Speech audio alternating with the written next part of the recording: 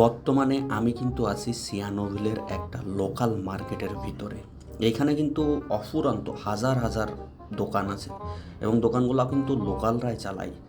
আর আমি গতকালকে একটা ভিডিও আপলোড করছিলাম মাংসের, যে এখানে কুত্তার মাংস থেকে শুরু করে সব কিছু বিক্রি হয়, এবং যেটার কারণে একটু ভায়োলেশনও খাইছিলাম, তো বাধ্য হয়ে ভিডিওটা আর কি ডিলিট করে দিছি।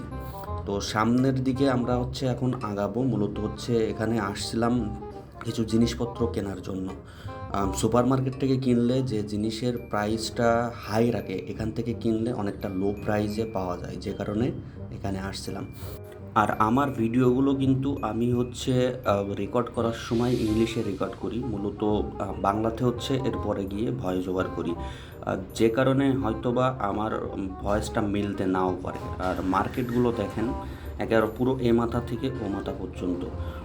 এখানকার বেশিরভাগ দোকানগুলো কিন্তু আপনার জামা কাপড়, ফল, শাকসবজি, তারপর মাছ, মাংস, বিভিন্ন ধরনের আইটেম এখানে পাওয়া যায়। এই লাইন ধরে শুধু দোকান আর দোকান। এই যে সাইডে দেখতে পাচ্ছেন, এখানে লোকাল কিছু মানুষজন ছোট ছোট স্টল লাগিয়েছে, তারা বাসা থেকে খাবার বানিয়ে নিয়ে আসে, নিয়ে আসার পরে এইখানে কিন্তু এসে তারা খাবারগুলো বিক্রি করে।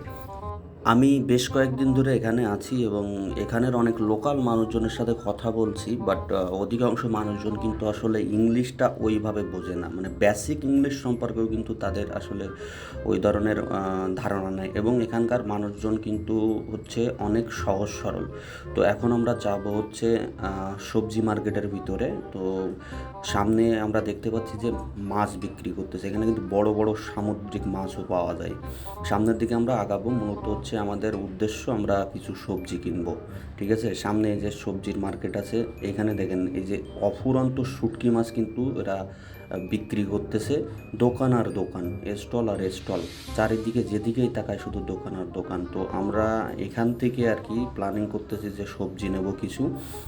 এখানে কি আছে, শশা রাখা আছে, ছোট ছোট শশার সাইজ কিন্তু আসলে অনেক ছোট এখানে।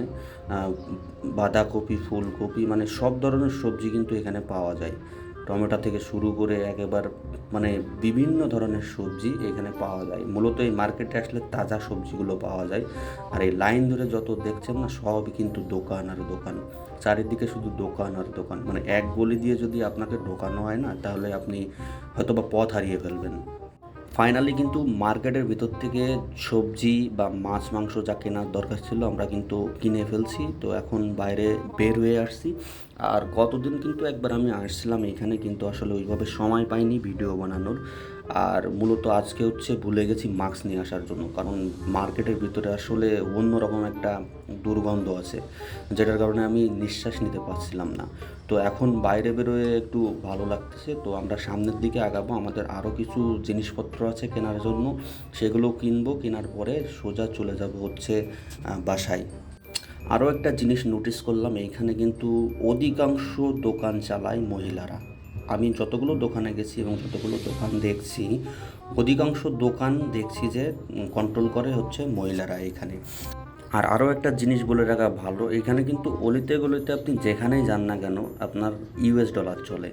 বুঝতে পারছেন, লোকাল কারেন্সি চলে, বাট আপনি যদি বাইরের দেশের কেউ হয়ে থাকেন, তাহলে আপনাকে সর্বপ্রথম ইউএস ডলারে প্রাইসটা বলবে। এবং যদি আপনার কাছে ইউএস ডলার না থাকে, সেই ক্ষেত্রে কিন্তু এখানে লোকাল কারেন্সি আপনি চাইলে ইউজ করতে পারবেন।